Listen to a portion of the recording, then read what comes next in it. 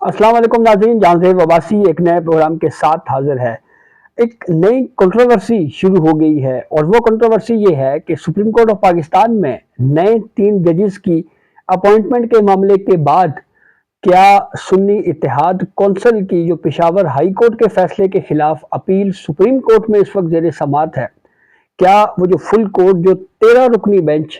جو full court ہے وہ اس کیس کو سن رہا ہے، کیا اس معاملے پہ یہ مزید 3 ججز ایڈ ہوں گے؟ اور پھر دوسری کنٹروورسی کہ chief justice Lahore high court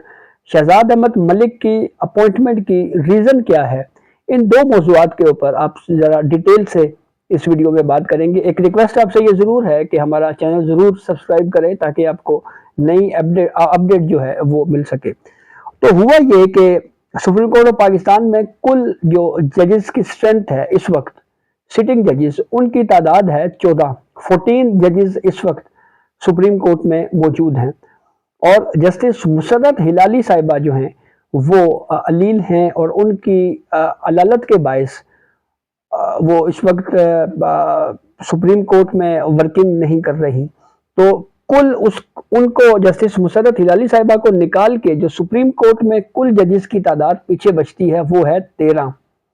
تو ہوا یہ کہ پہلے مرحلے میں جب جسٹس منصور علی شاہ، جسٹس اطہر من اللہ اور جسٹس محمد علی مظہر پر مشتمل سپریم کورٹ کے 3 رکنی بینچ نے سنی اتحاد کونسل کی پشاور ہائی کورٹ کے فیصلے کے خلاف اپیل پر سماعت کی، تو اس وقت سپریم کورٹ نے پشاور ہائی کورٹ کے اس فیصلے کو سٹے دیا، درخواست کو قابل سماعت قرار دیا، اور پھر سپریم کورٹ کے اس آرڈر میں یہ کہا گیا کہ یہ معاملہ آئینی تشریح کا ہے، اس لیے ہم اس معاملے کو لارجر بینچ کی طرف بھیجتے ہیں۔ تو اب لارجر بینچ کی تشکیل اور جب آئینی تشریح کا ایشو ہو تو اس کو پریکٹس اینڈ پروسیجر قانون میں ڈسکرائب کیا گیا ہے کہ جب کوئی آئینی تشریح کا معاملہ ہوگا تو اس کو practice and procedure committee decide کرے گی۔ تو یہ معاملہ پھر چلا گیا کمیٹی کے پاس۔ کمیٹی میں chief justice of Pakistan Qazi Faez Isa, justice منصور علی شاہ صاحب اور جسٹس منیب اختر صاحب، یہ 3 رکنی کمیٹی تھی۔ اس کمیٹی نے 2 ممبران کی اکثریت سے، یعنی چیف جسٹس آف پاکستان قاضی فائز عیسیٰ اور جسٹس منصور علی شاہ صاحب کی اکثریت سے یہ فیصلہ ہوا کہ ہمیں فل کورٹ میں اس کیس کو سننا چاہیے، یعنی تمام ججز جو ہیں وہ اس کیس کو سنیں۔ اور پھر جسٹس منیب اختر نے اس سے ڈیسینٹ کیا اور ان کی رائے یہ تھی کہ موسٹ سینئر 7 ججز پر مشتمل بینچ جو ہے وہ تشکیل دیا جائے۔ ایک بات یہ بھی کہی گئی کہ جسٹس منیب اختر صاحب کی یہ رائے بھی تھی کہ جو 3 رکنی بینچ یہ موجود جو ہے منصور علی شاہ صاحب کی سربراہی میں یہ، اور اس میں 4 موسٹ سینئر ججز جو ہیں وہ ایڈ کیے جائیں۔ تو بہرحال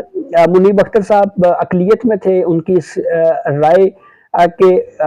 مخالف میں میجورٹی جو ہے چیف جسٹس قاضی فائز عیسیٰ اور جسٹس منصور علی شاہ صاحب کا یہ ویو تھا کہ ہمیں اس معاملے کے اوپر فل کورٹ کی طرف جانا چاہیے، اور یوں فل کورٹ تشکیل دیا گیا۔ اب جب فل کورٹ تشکیل دیا گیا تو بہت ساری پروسیڈنگ اس کیس میں ہو چکی ہیں، اور یہ کیس تقریباً اختتامی مرحلے میں داخل ہو گیا ہے۔ سپریم کورٹ نے اپنے آخری حکم نامے میں یہ کہا تھا کہ ہم 24 اور 25 جون کو 2 دن میں اس کیس کو سن کر ڈیسائیڈ کریں گے۔ کافی حد تک اس کیس پر آرگیومنٹس مکمل ہو چکے ہیں، اور پھر اس کے بعد اس کیس کو ڈیسائیڈ کیا جانا ہے۔ لیکن تبدیلی یا جس میں ڈسکشن اب ہونا شروع ہو گئی ہے وہ یہ ہے کہ جو 3 ججز سپریم کورٹ میں نئی اپوائنٹمنٹ کی سفارش گزشتہ روز جوڈیشل کمیشن کے ذریعے کی گئی ہے، chief justice Sindh high court Aqeel Abbasi sahib, پھر اس کے بعد chief justice Lahore high court Malik Shahzad Ahmad sahib, اور پھر جسٹس جو لاہور ہائی کورٹ کے جج ہیں۔ تو یہ 3 ججوں کو اب سپریم کورٹ میں اپوائنٹ کرنے کی جب سفارش کی گئی ہے تو کوشچن یا ڈیبیٹ یا سوشل میڈیا پہ اوپر بات یہ کی جا رہی ہے کہ کیا ان 3 ججز کو بھی اس بینچ میں شامل کیا جائے گا؟ تو ایک تو اس کا جواب یہ ہے کہ یہ شامل نہیں ہوں گے۔ اس کی 2 ریزننگ جو میرا اوپینین ہے وہ یہ ہیں۔ نمبر 1، جب تک ان 3 ججز کی اپوائنٹمنٹ کا ججز تقرری برائے پارلیمانی کمیٹی سے ہو کے پھر اس کے بعد لا منسٹری کی منظوری، صدر مملکت کی جانب سے نوٹیفیکیشن جاری کرنا اور سپریم کورٹ میں اس کا اوتھ لینا، یہ پورے پروسیس میں میرے خیال میں 25 جون آ جائے گی، اور یہ کیس جو ہے وہ اس وقت تک کنکلوڈ ہو چکا ہوگا۔ نمبر 1۔ نمبر 2، اگر کچھ دیر کے لیے یہ ہم سوچیں کہ یہ اس سے پہلے ہوگا، تو اگر اس سے پہلے یہ اپوائنٹمنٹ کا پروسیس ہو گیا تو پھر بھی یہ پارٹ ہیلڈ میٹر ہے، اس کیس کو بہت حد تک سنا جا چکا ہے۔ تو یہ کیس جو بہت حد تک جب سنا جائے تو اس میں اگر کوئی نیا جج شامل ہو تو پھر اس کو ری ہیئر کیا جاتا ہے، اس کی اثر نو سماعت شروع ہو جاتی ہے۔ تو چونکہ بہت حد تک یہ کیس اس کے اوپر بحث ہو چکی ہے، آرگیومنٹس ہو چکے ہیں، تو میرے خیال میں یہ پارٹ ہیڈ میٹر میں یہ معاملہ جو ہے، یہ جو ججز کا ایشو ہے، یہ بلا وجہ پہ اس پہ کنٹروورسی کریٹ کرنے کی کوشش کی جا رہی ہے۔ یہی ججز جو ہے وہ اس کو سنیں گے۔ اچھا، اب اگر کورٹ یہ کہے کہ یہ معاملہ پارٹڈ نہیں ہے یا اس میں کچھ اور ججز کو ایڈ کرنا ہے، تو اس کے لیے ہمارے سامنے مثال آتی ہے پاناما کیس کی۔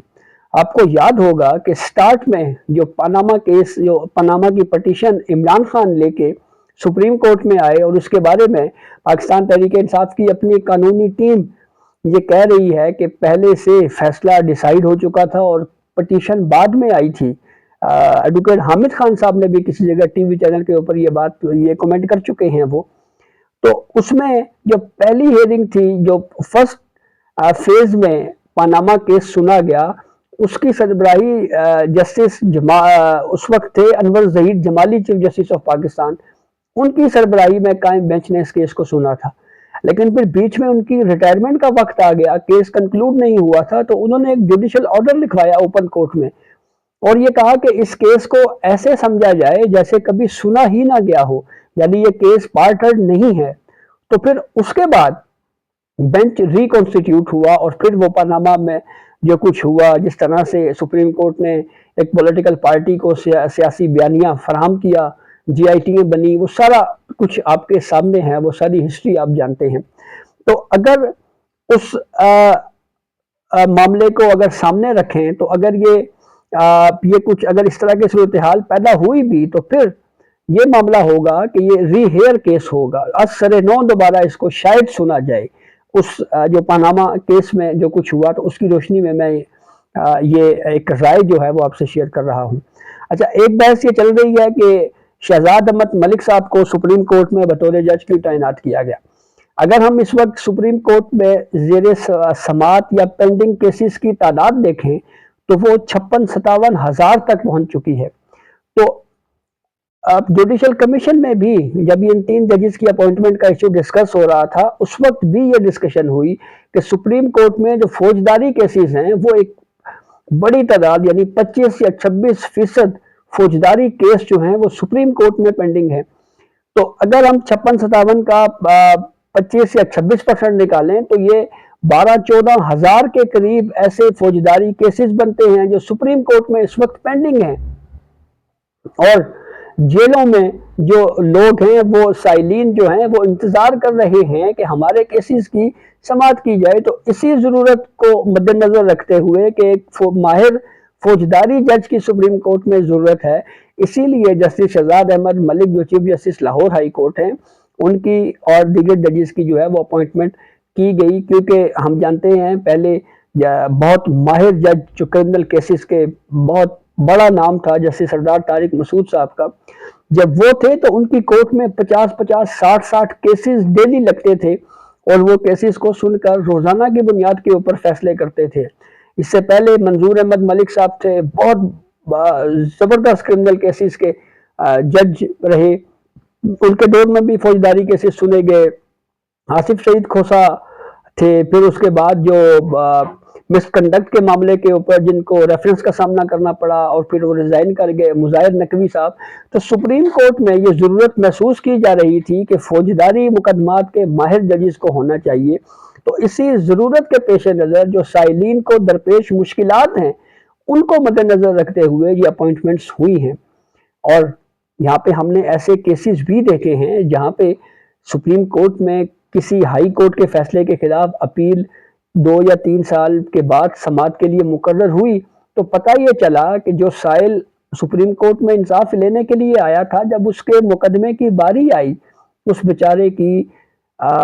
اس دنیا سے ہی وہ کوچ کر چکا تھا، وہ وفات پا چکا تھا۔ ایسے کیسز ہم نے بطور کورٹ رپورٹر جو ہے وہ کور کیے ہیں۔ تو یہ ایک پورا اس کا پس منظر ہے، پورا بیک گراؤنڈ ہے جس کا سبب ان 3 ججز کو جو ہے وہ سپریم کورٹ میں اور بالخصوص chief justice Lahore high court کو بطور